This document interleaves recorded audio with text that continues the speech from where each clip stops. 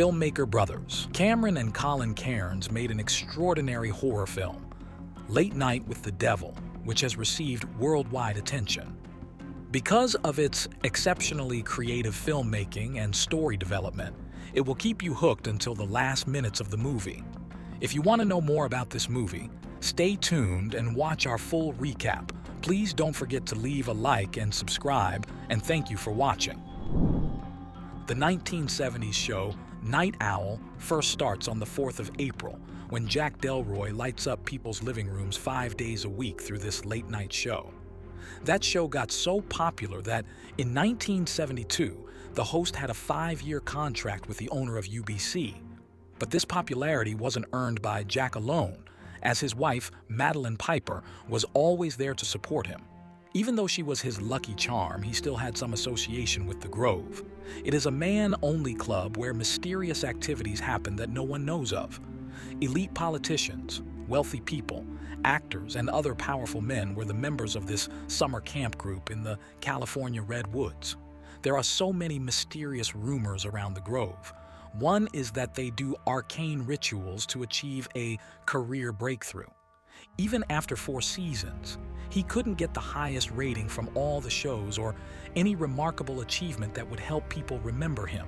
He wanted fame more than anything. Will this lust for fame be his ultimate downfall? His career starts to crumble, and the biggest debacle hit his life when his wife was diagnosed with lung cancer. After that, she had a special appearance on the Night Owl show, which became the highest rating episode of this late-night show. But it still wasn't enough to overtop Carson, and after 2 weeks, Madeline died. Even though he went on hiatus for some moments, he returned after a month on his show. The difference between this show and Carson widens so profoundly that it makes Jack more desperate to gain more popularity through the show. He's on the verge of getting this deal out of his hands. So, the desperate Jack plans to create a special episode that will air on Halloween night to turn his fortune around. The episode's name on the screen appears as Late Night with the Devil. Audience and thanking his viewers who always stayed with him through thick and thin. Then he calls for the first guest, the spiritualist Christo, who can hear the voice of the spirits. Then he starts to get signals from the spirits and hears the names of the people who passed away. But his first attempt failed. Then he goes in front of 2 women and asks, "Who is Edward, Eddie?" One of the women says he is his little brother. Then he asked if Eddie or Edmund took his own life 5 years ago. It was right from their side, but it was quite surprising. He also told them he was pretty happy and his family should forgive him for everything. Besides, he also talks about Papa, which is the teddy bear Eddie played with in his childhood, making everyone shocked and happy. Every fact was correct. But Christo suddenly screams with a heavy signal when he hears the name Minnie. He also gives some clues about an unmarried man with a wedding ring. He asks the audience all over, but no one says anything. Suddenly, the spirit is gone. As the host takes a break, the producer tells Christo to stay more on the stage as his parts attract the audience. With some touch-ups on the face, they are ready to go on air. But all these psychic things were making Christo feel sick heavily. Then Jack calls for the next guest, a former magician but now the conjurer, Carmichael Hunt. Here, he doesn't believe in paranormal things, indicating that Christo's ability is bogus. Carmichael thinks he's fake, but he doesn't admit it. But as a former magician, he did tricks to do magic, and he's honest about the whole thing. Furious, Christo throws water at him and tries to leave the stage. Jack tries to stop him, thinking the last reading was for him as he has a ring on his finger even though he is unmarried.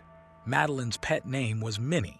As Christo was feeling sick from the reading session, all of a sudden he was on the ground, puking black filth right on Carmichael's back. As the situation was getting worse, the host took a break. Behind the scenes, Carmichael questions Jack why he's trying to make the Christo situation accurate. He tries to provoke him. Ignoring Carmichael, he starts to get ready for the show. Before he calls for his next guest, they roll a tape in the show. They show the headquarters of the First Church of Abraxas in an ordinary building. However, their activities got the attention of the FBI as they seemed to have a connection with kidnapping and firearm offenses. But the alarming part is they bred children for human sacrifices. and their rituals are pretty dreadful and gruesome. But in August 1974, federal agencies sieged to the house. But after a 3-day standoff, the cult leader orders his followers to burn everything down along with themselves. However, in this mysterious event, only a 10-year-old girl named Lilly survived the unbelievable incident. The FBI contacted the doctor, June Ross Mitchell, so that she could help Lilly lead her everyday life. In the recording of their first meeting, you could hear the disturbing behavior of that 10-year-old girl. It is quite a question that did she live miraculously or a pre-planned event by the cult leader? After the video, they call for the doctor and Lilly to be on stage. People could see Lilly's odd behavior from the very beginning. At first, she is very talkative to Jack, but she looks at things abnormally. As the show is on break, the doctor tells Jack that the whole thing is wrong, as Lilly is becoming more unpredictable and out of hand with her abnormal behavior. The most shocking news Jack gets is that Christou is dead. On the other hand, Carmichael asks those women about their reading with Christou to seek the actual truth. After the break, June, the parapsychologist, talks about his profession and works with Lilly. She combines age regression therapy with ancient satanic rituals to understand the situation of Lilly. She also brings some of her private collections to show the audience. Suddenly, spooky music starts, and the glasses on the table break automatically as the situation gets quite mysterious. Carmichael thinks it is just some tricks of the crew, but Lilly confirms that it was the deed of Mr. Wriggle. Mr. Wriggle stays inside Lilly, a demonic personality, but they plan to communicate with the devil on the live TV show. As the commercial break was going on, June showed her frustration towards Jack, as she had never signed up for this session. She was against the whole idea of bringing the devil on the stage. Gus also warns Jack about this, as it could bring some serious issues he could not control later. But fame-sucker Jack can do anything to get famous and influential. As the show starts, June tells everyone to stay calm no matter what happens, as Lilly cannot be distracted. As June makes Lilly fall asleep, she calls for Mr. Wriggles. Suddenly, Lilly starts to growl and moves oddly without getting his face straight.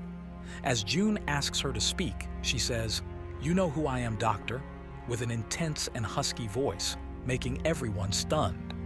Lilly was overwhelmed as she couldn't understand the situation and got triggered as her hands were confined with the chair. But suddenly, she starts talking with Jack and tells him they met where the tall trees are. While doing some occult ritual with the grove for his success, this demonic entity appeared before Jack in the woods where they first met. But as June tells her to focus on her, Lilly warns her about the cruel death of Madeline. It seems June and Jack have some kind of intimate relationship. Mr. Wriggle starts to provoke June by saying Jack and June went up the hill to fuck each other's brains out, repeatedly. Getting furious, June slaps her, but she growls in a very evil-like way, getting everyone terrified. June starts reading religious chants to get Mr. Wriggle out of Lilly's brain. Suddenly, Lilly's chair starts floating. Moments later, she comes back to her true self. Everyone behind the camera was stunned by the incident when the break was going on. Carmichael starts questioning everyone about the tricks they've used to present something like that. But when June asks Jack about the tall trees, ignoring June's question, Jack tells her happily that in this way, she and Lilly could be regular guests on the show. And when Gus wanted to talk about this matter with the producer, he full-on started threatening him to shut up and to go with the flow. Then Gus also tells Carmichael about Christou's death. On the other hand, both Jack and the producer start celebrating about what they're being offered and what will come to them soon as the episode is going strong in ratings. Jack confirms Lilly's well-being by talking with her as the show begins. Then Carmichael brings questions about the girl's sanity. He thinks she was hypnotized to act that abnormal way. He doesn't even believe that Lilly was floating in the air. He asks Gus to sit in a chair before her to prove what actually happened. Then he starts hypnotizing. Then he tells her that Gus will do everything after the click he'll make with his fingers. He does as he tells everything Carmichael asks. But he found worms on his neck, which disgusted him as he had a phobia of worms. He also tears the skin of his belly, getting out uncountable amounts of worms. Carmichael still thinks he's controlling everything, But nothing works anymore as he clicks to stop, and Gus's eye slowly explodes. But as Carmichael shouts at him again to awaken Gus, he returns to normal. Nothing happened, as everything was his imagination because of hypnotization. Carmichael hypnotized everyone except Lilly. She was laughing the whole time. To show everyone what happened, they turned on the recorded videotape of hypnotization to confirm the fact. To prove June's innocence, Jack tells her to replay June Lilly's part, where she sees Minnie's spirit standing behind her. Now Carmichael starts blaming Jack for everything. But all of a sudden, the electricity on the set starts to come and go. When it comes entirely, Lilly becomes a full-on demonic entity. She then kills Gus by breaking his neck, then strangles June to death with her pendant on the neck. Audiences start to panic and leave the place hurriedly. Then she burns Carmichael alive. Jack leaves the place immediately. It looks like a new show is starting where Gus calls for Jack Delroy to start the show, but Jack seems confused as he doesn't know what he's doing here. When an act occurs, he leaves the place. He doesn't seem to understand what's happening. Then Minnie appears, and he looks at her sacredly, saying, "You are dead." He tells everyone to shut the TV off. Moments later, the owner of the UBC congratulates him for his breakthrough, and then the Abernax leader comes to him to congratulate him and tells him to drink as Jack has a metal glass in his hand. The stage changes into Minnie's room. She tells him that, at last, she got what he wanted by sacrificing Minnie. To exit her from the pain, she tells him to put the dagger on her belly. As Jack pushes it on her body, he sees that he actually killed Lilly. Not only Lilly, but whatever killing we've seen so far was all done by Jack. The whole nation saw these murderous acts. As the police sirens are coming near the studio, this movie ends. When a man has no control over his greed for money and fame, he can do the nastiest thing in the world to get it. Longing for money, lust, power, and fame took the most crucial